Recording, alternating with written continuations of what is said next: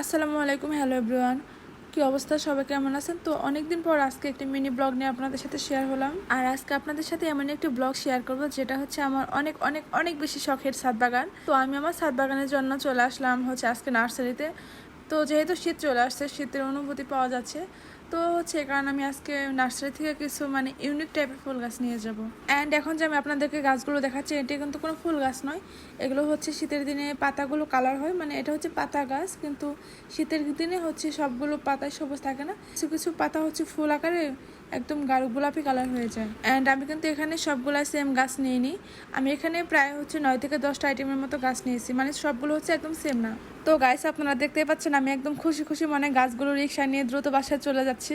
কখন আমি অনেক এক্সাইটেড ছিলাম, আর এদিকে আমার মনটা একদম খারাপ হয়ে গেল। দেখেন আমার এই ফুল গাছটা হচ্ছে এত সুন্দর, ফুলটা ভেঙে গিয়েছে। হাত দিয়ে আমি অনেক সোজা করার জন্য ট্রাই করতেছিলাম, কিন্তু সোজা হয়ে থাকতেছিল না।